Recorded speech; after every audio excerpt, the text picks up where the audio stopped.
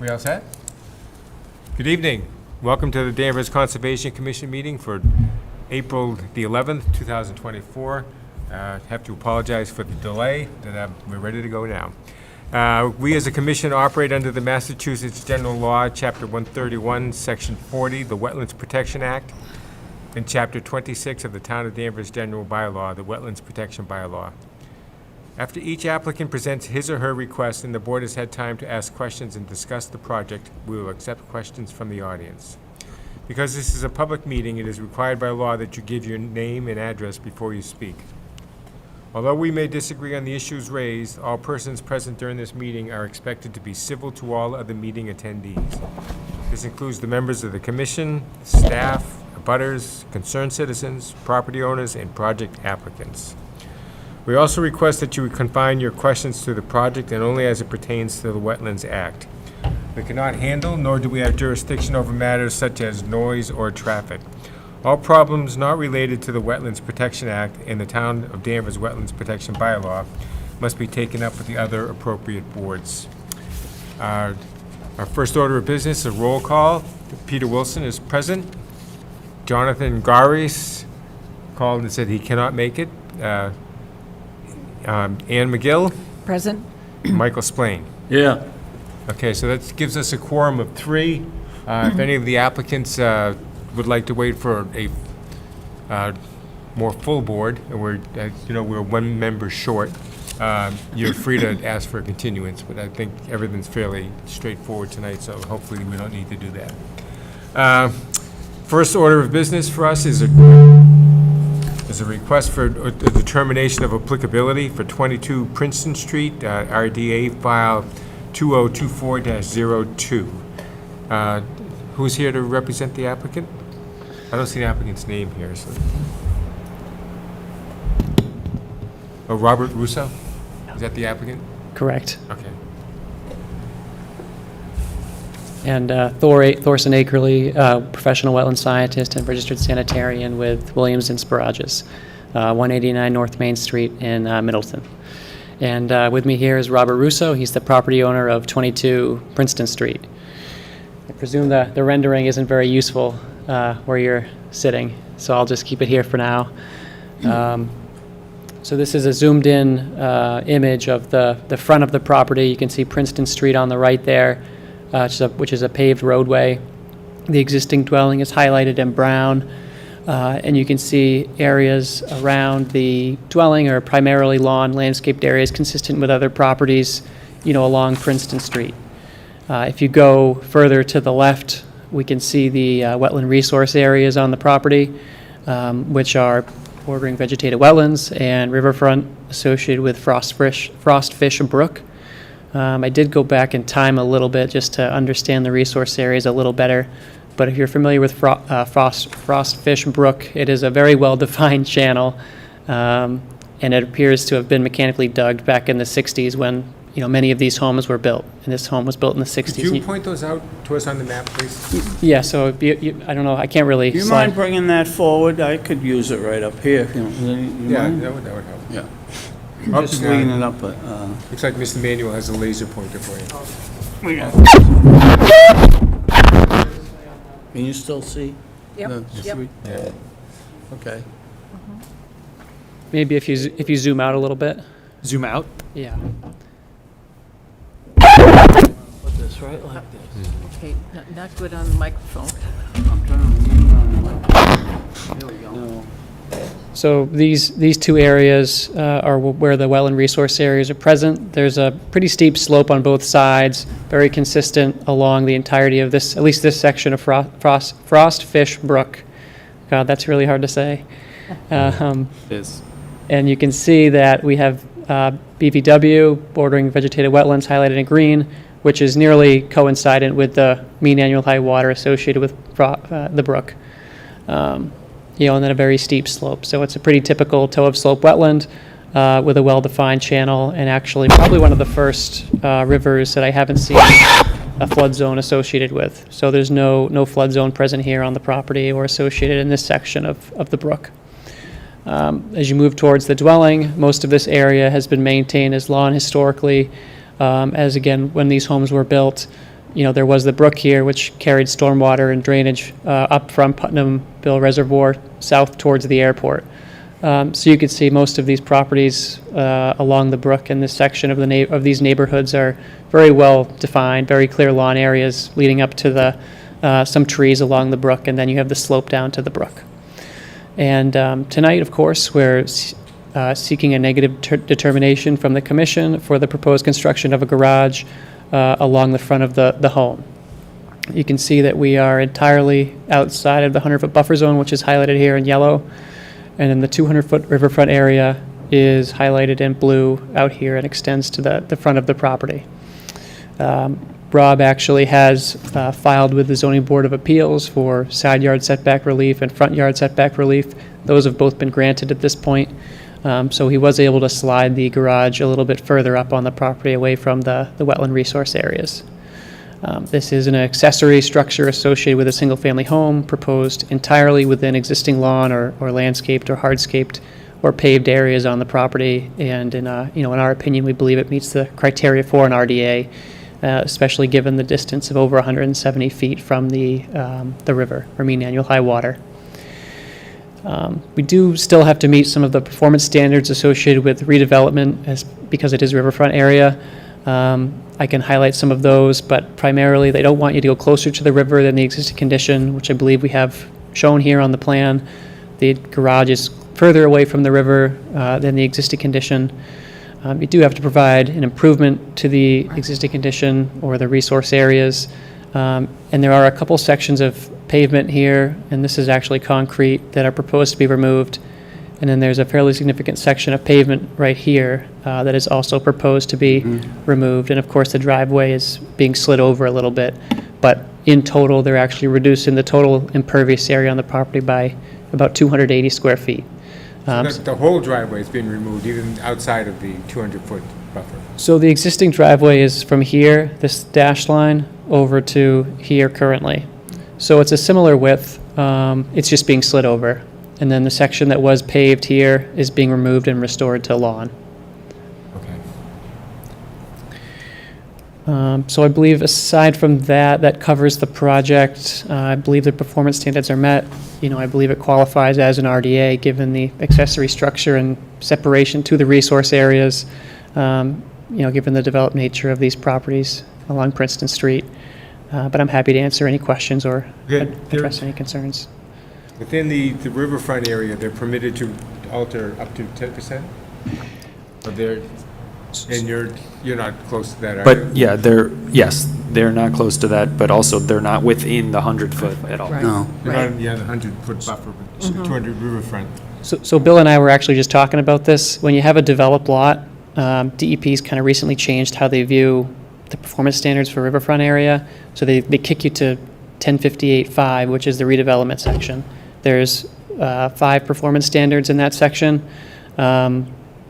which we go through in the narrative a little bit, but it's not the same as that. If you have an undeveloped property, you get pushed to the 10%, or if we had a section of the back of the property that was wooded, for example, you could try to go for that 10% alteration in that area. But if it's lawn or developed area, you have to apply for redevelopment. And that's somewhat new, and it's been the last couple of years. We've had one of those already. Yeah. Where they try to use areas, different areas to make the percentage, right? Yeah, and if you can go closer to the river, for example, like we were to propose the garage off the back of the house, and bring the driveway around, Yeah. you just have to provide a 2-to-1 mitigation ratio for the encroachment. The area that you're going closer to the river is how they've been interpreting it. Yeah. So I think it typically works out in the commission's favor when you get to that area versus just saying, hey, here's your 10%. You can do what you want. Yeah. So this typically works out a little better in the long run, I think. Okay, I mean, I don't see a whole lot here. So, Mike, do you have any other Just a questions? couple quick questions. What was the ZBA relief? Was it how close, the side lot line? The side lot, wasn't it? Side and the front. And and I see, and the front. Okay, that was it. How close to the front are you? About 20, I think it's 19 feet. but I think 19.2. 30 is the required. And 10 feet on the side lot, right? Yeah. But you got that relief, and you're taking a lot of pavement out. The pavement to the rear of the proposed garage, what was that? I think it was like a carport, sort of. Yeah. Carport. And it was the prior owner. There's a fence there now. You know, it's not really being No. used. It doesn't make sense to, And where the driveway you're pulling out, what's going to go there? lawn. Lawn. Yeah. Lawn? Yeah. Yeah. Okay. Yeah, that's all I had. Looks good. So net, you're going to have less impervious, right? That's Yes, right. that's- So that's- 281 square right. feet? 281 reduction, Yeah. yeah. Yeah. Yeah. Okay, and have any questions? No, I mean, that's, the reduction of the area is important. I mean, I think that's great, you know, in terms of the overall property. Yeah. Yeah, it's something, you know, Yeah, yeah. it's an odd project, you know, right. but every bit counts. And now, when is your timing on this? I think Rob's gone, he actually had already applied for a building permit, not knowing that this would trigger review because of how far, surprise. I'm glad they know that at the time. building inspector's office. Yeah, yeah. This was the one and only that slipped through in the intermittent when the previous planner had left. So it didn't get kicked into conservation, should have gone to conservation prior to the zoning board, or we do it concurrently typically. So this was a mistake by our department. Well, They went through the ZBA successfully. The work's is located not any closer than the existing condition. There's a negative, there's less impervious as part of it, you know, Yeah. staff recommends this He's project. looking for a negative determination. Yeah. Yep. That's right. This is a theoretical question. What if we had rejected this? Would that just, Say again? What We if had we rejected this rejected? and- They'd have to come back and refile would they have to some go other back in way? front of the ZBA again? Or? Well, not if I they don't- moved it out of if they moved the garage back and out of they wouldn't Setback need to there. be with this ZBA, but Right. then they'd have to come back to. Yeah, us I guess still. the question would be, well, what would you be rejecting? It kind of depends. Like, if you're doing something that would somehow change the Yeah. ZBA decision, you know, the Concom regulations outweigh anything for the ZBA, because that's just how it works. Yeah, but to take it a little further, assuming they didn't get a negative determination applicability, then they would just have to go with a notice of intent. That's correct. Yeah. Okay. Yeah. we're So sorry to have to put this the next step Just so would have been an exercising. NOI. You're scaring me. Yeah. Okay, is there any public comment? Not too much. Okay. Okay. If anyone wants to make a motion, we'll go ahead with that. I'll make a motion, we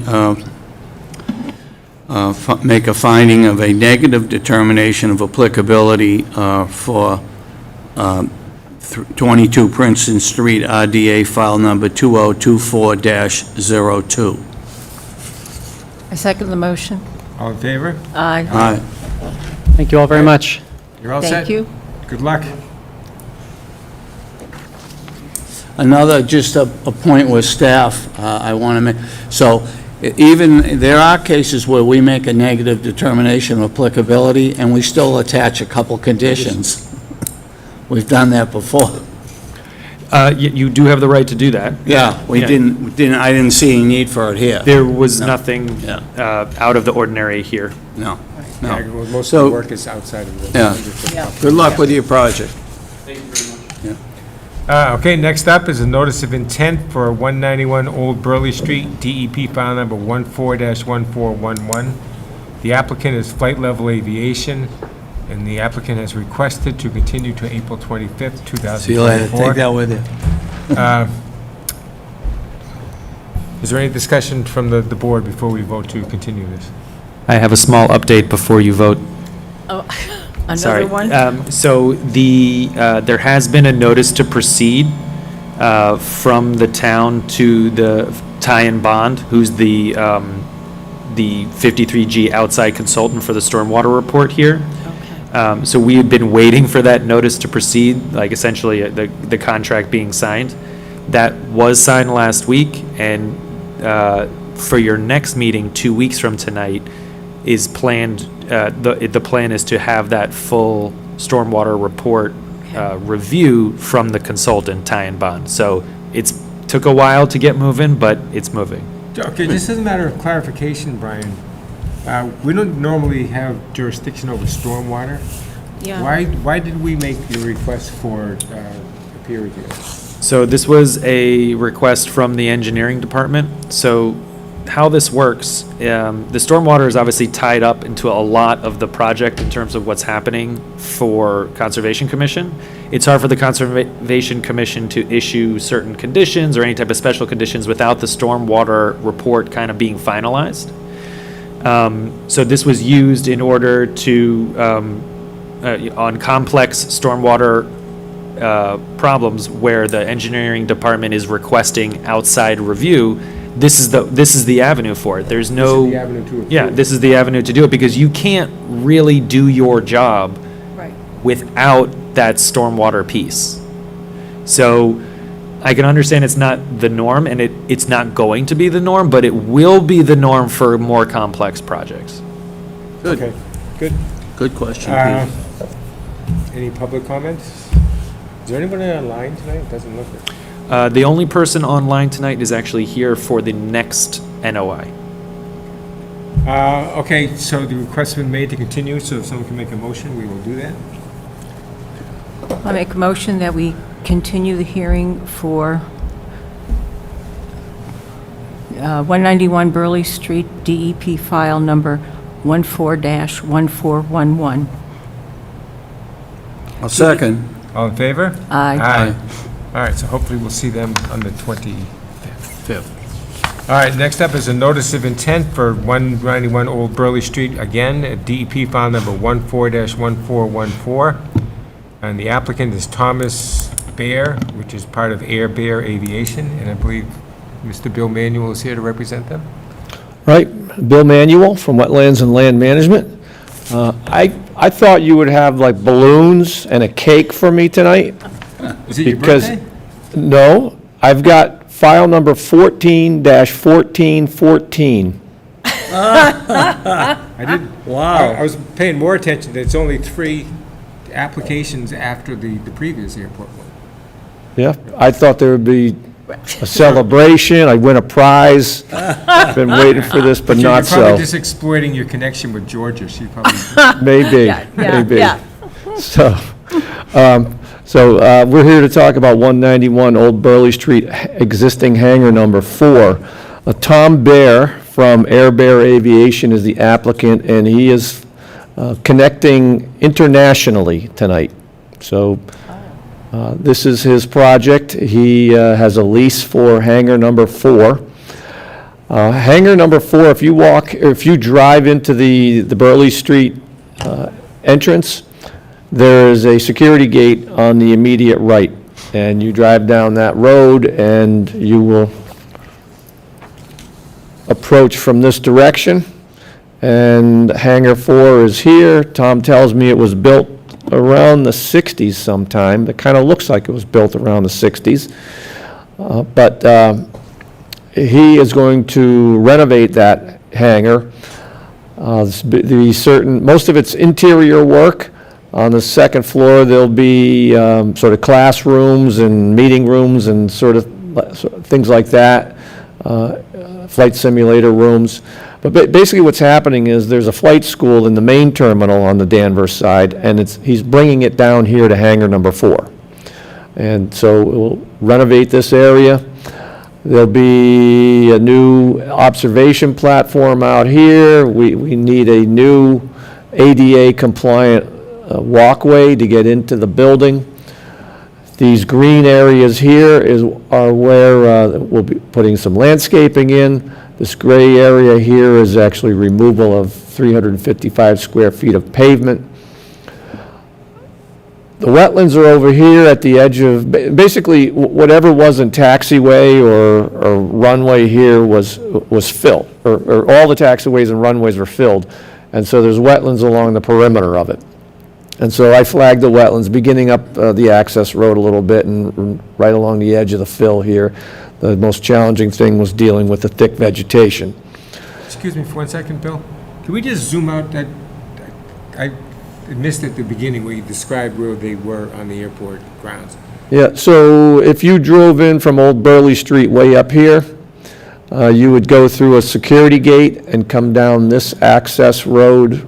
So if you Right. come up from Old Burley Street into the airport property, you take a right Correct. and go down that road? Yeah. Okay, okay. Yep. Now, To just follow up to your question, where is that relative to the proposed hangar? it's The not- proposed hangar is way up here. There, yeah. Yeah, Yeah, okay. so when I It's looked on Google north last of the night, existing it's the same thing. building that's out there. Yeah. So the whole airport has the same street address. Right. Here are the wetlands.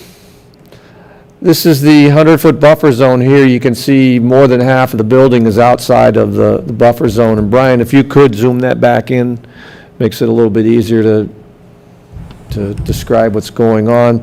I gave you the entire picture here because I wanted you to understand completely what's going on with the project, but, here's your limit of jurisdiction, the 100-foot buffer zone.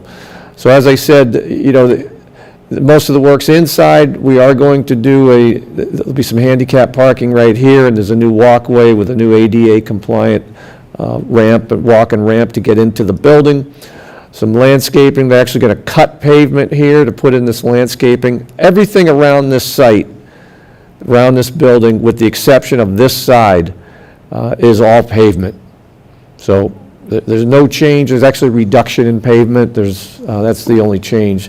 We get to cut out 330 square feet here, and we just don't need another 355 right here. So that'll be reconverted to lawn, and this will be a landscape area between the pavement and the building. So there's an existing fence right here, security fence. That's dilapidated, and that has to be upgraded. This fence here has to be relocated to allow for the ADA walk. The building on the outside gets painted. There'll be just some new windows. There'll be a new facade and a new sign for the flight school in the front of the building here. Over here, that's way outside the buffer zone. There's an area that was used to be an airplane parking area. They're going to sort of refurbish that, smooth that out, and compact that out.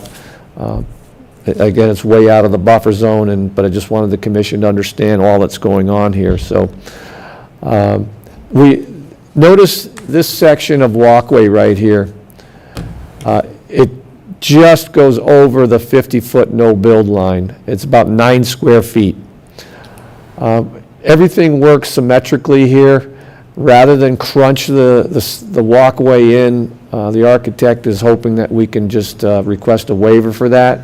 As I mentioned, we have removed 685 square feet of existing pavement in support of this waiver request, so we're hoping that the commission would allow this 9 square foot encroachment just to have a nice looking product, symmetrical and nice angles and nice look to it. So that's basically it. As I said, mostly an interior renovation project.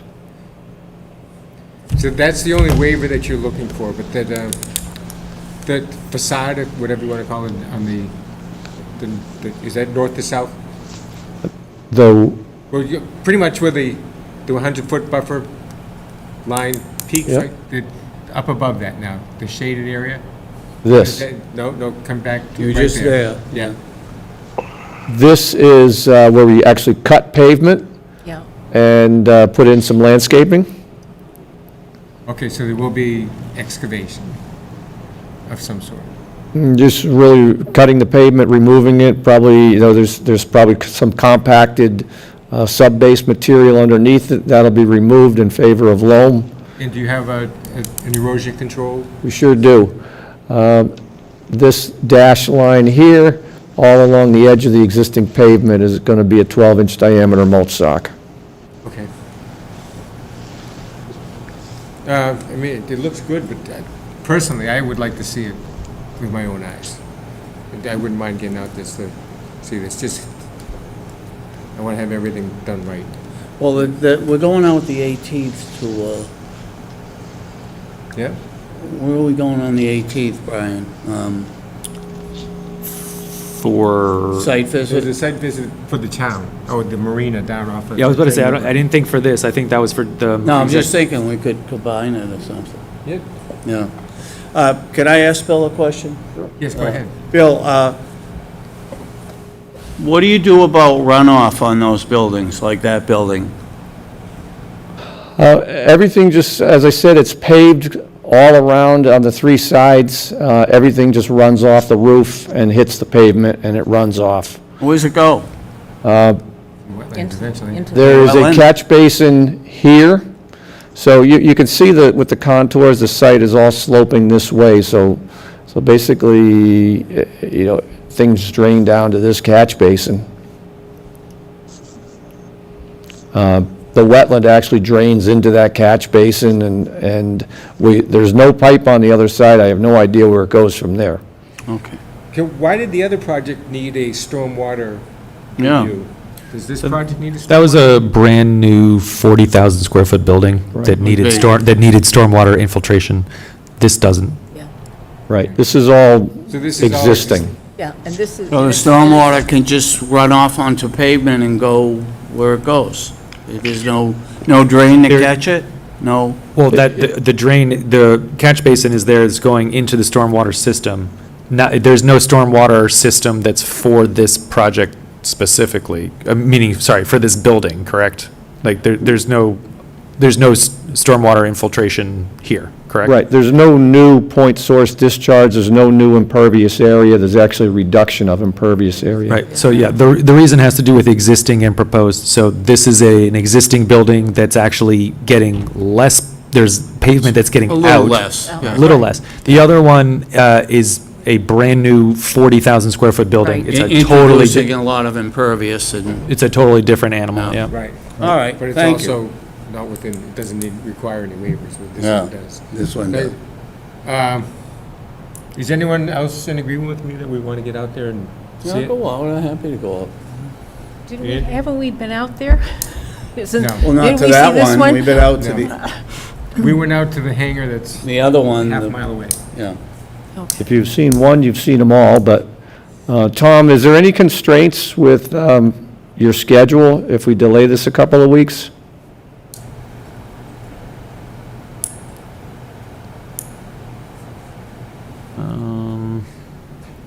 Where is he calling from? So his mic is on, meaning it's not muted, but it doesn't seem like we can hear him. Okay. Is it maybe here? Oh, could be us. No, well, his schedule doesn't matter.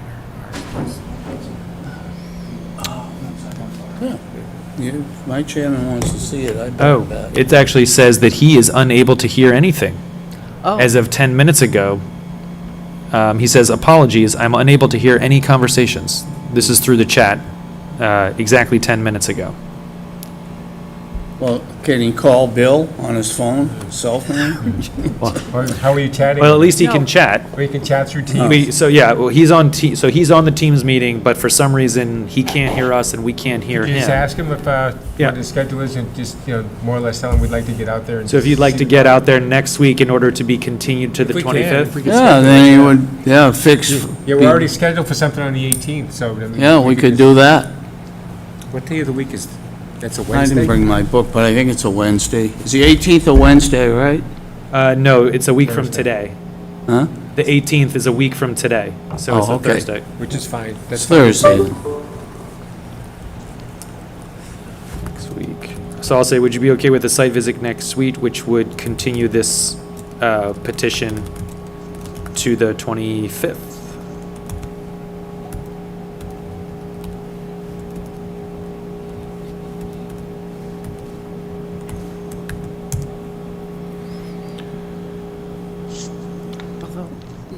It's weird, it's showing that he's talking. Meaning that, like, there's no video of him, but it's showing, like, that there is audio. Either way, I just asked the question through the chat. He was clearly using the chat, so let's hope that might work. Oh, he's typing. Yes. Would you be okay with the petition for it to be continued to the 25th? He says yes. Very you go. Okay. Does the 18th work for you, Bill? What time were you thinking on the 18th? We're currently at 10:30, aren't we, for the other one? Is that right? Sounds about right.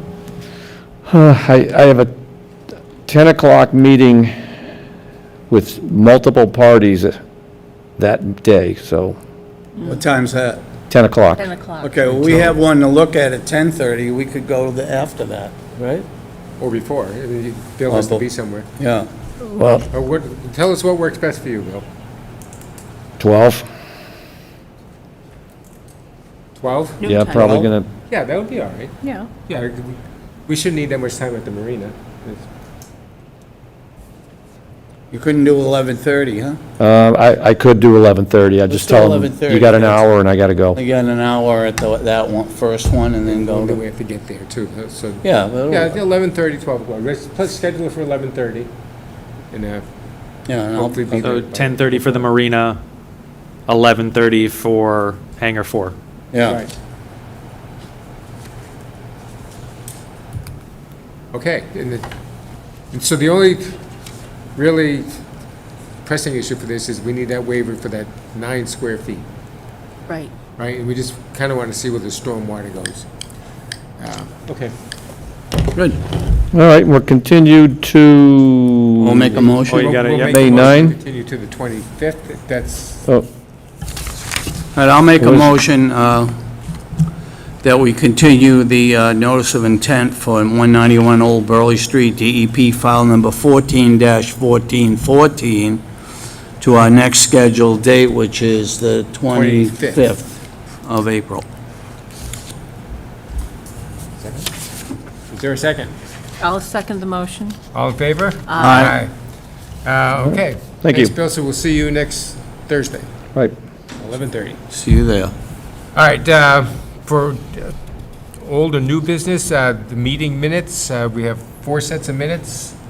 Has anyone any issues with our, No, I read This them is- all, and I didn't have any problems. Fine. is that Emily's good work? It is. It is. Okay, someone can make a motion, we can accept those I'll meetings. move it, we approve I'll say them all together, that we Right. approve the meeting minutes for January 11th, 2024, January 25th, 2024, February 8th, 2024, and March 14th, 2024. I second the motion. All in favor? Aye. So that means we're pretty much caught up on minutes, right? We just have the minutes for March 28th and then tonight. Tonight. Very What good. site I'm visit- sorry about, What site visit are we talking about? Did I miss it? it's the marina, right? Emily had sent something out, the town's requesting, they're doing some kind Yeah. of work down at the Yeah. marina. Yeah, it's a town, They want- it's a town project. Yeah. I mean, the town And of there were Danvers is the applicant. 3 different days and times, and I know I picked 10:30, and I think that was agreeable with John? John, and, I don't think I saw that. I Yeah. better go back and and you look. were agreeable, right, Peter? For that day, any day, Yeah. anytime was good for me. Well, you're retired. Okay. All right. Okay, so we're all set with that.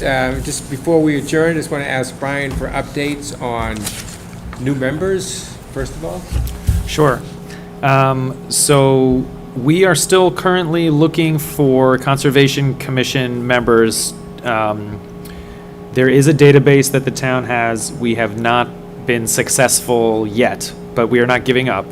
But for anyone who can hear us, we are still looking for a full-time Conservation Commission member to fill an open spot.